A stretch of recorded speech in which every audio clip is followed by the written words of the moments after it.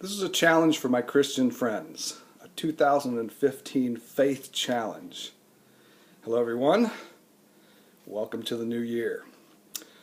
I would like to challenge you this year to go deeper in your personal faith.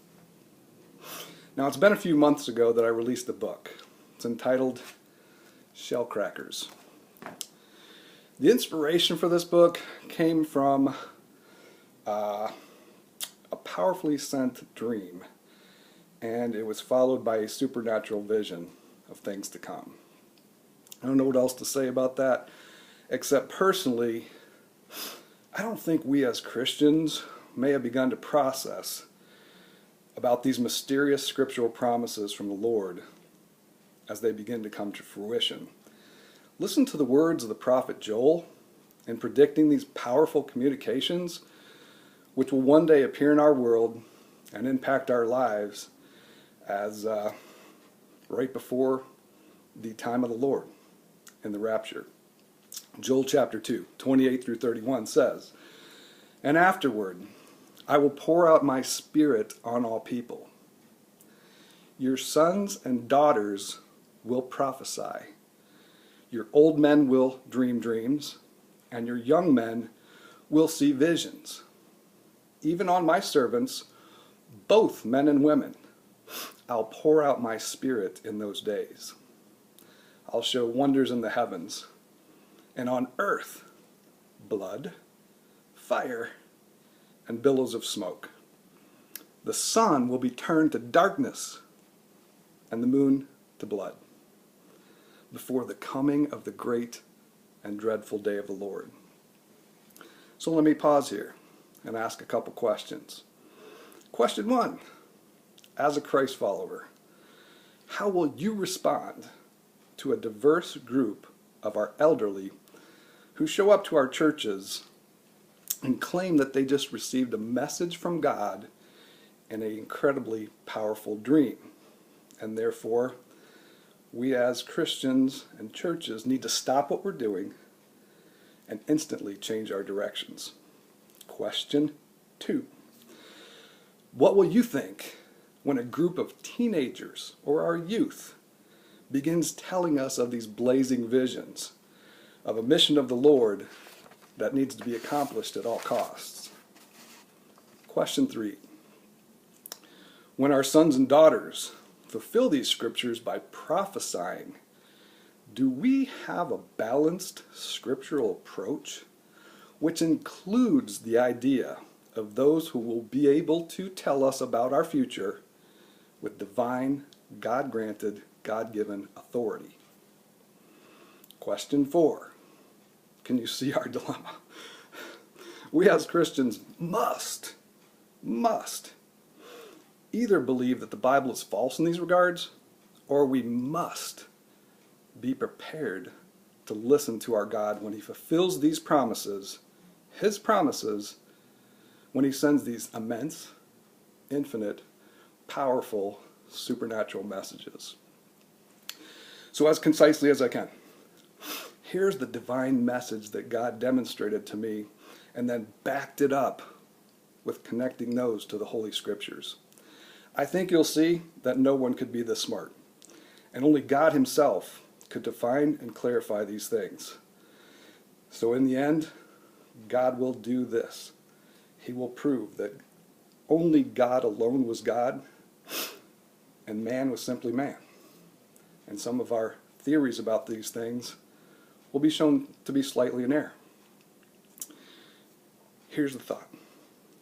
There will be a select group of Christians which will be held back from the rapture of Christ for God's divine purposes, plans, and missions.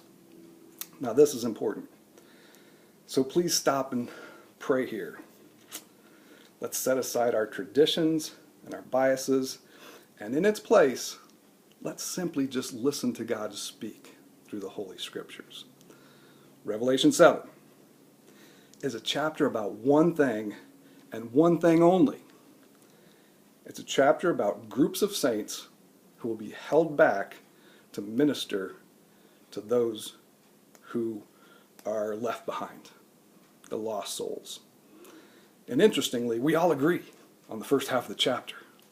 There's 144,000 Jewish saints that are listed in very precise details, that are held back to minister in and around those lost souls around Israel.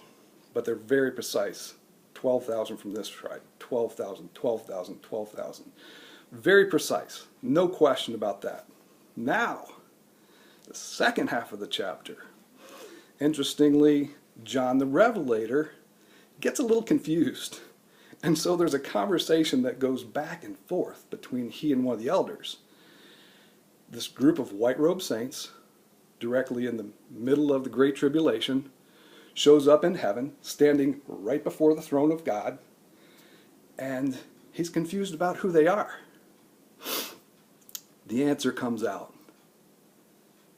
These are they that came out of the Great Tribulation. The description goes on.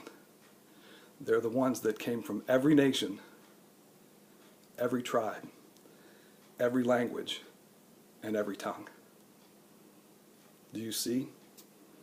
God needs to hold people back, not just for the nation of Israel, but for the entire globe of mankind, to minister to those who are left behind. Some might suggest this, and I've read a lot on these things, but some might suggest that those are the Christians that got saved after the rapture. I have one word for that. Wrong. I can demonstrate that. If we scroll back to Revelation 6, John already saw that group, and he described that group in very precise details. This group was not in white robes. They were hidden under the throne of God. They were killed for their new testimonies, as the scripture tell us. Very clearly, those that got saved after the rapture and now ended up in heaven. This group asked some awkward and naive questions. They press God for why he's not taking revenge. How long will this period of tribulation last? Why are Christians being killed to begin with?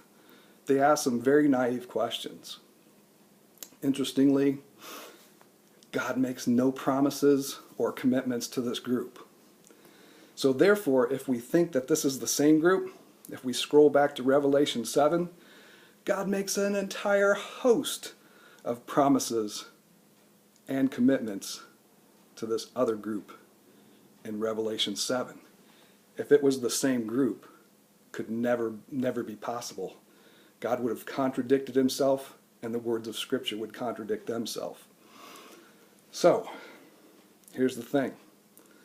By now, you've probably been able to process the idea that shell crackers can be an awesome adventure in taking your faith to places that you may never have dreamed possible. No pun intended, okay? Totally pun intended. So here's my challenge to you. The 2015 Shell Cracker Challenge. Read shell crackers. It can be ordered from all the online retailers, Amazon, Barnes & Noble, or my publisher at inspiringvoices.com. Or simply just send me a private message with an address, and I'll send you a signed, discounted copy for $10 a piece.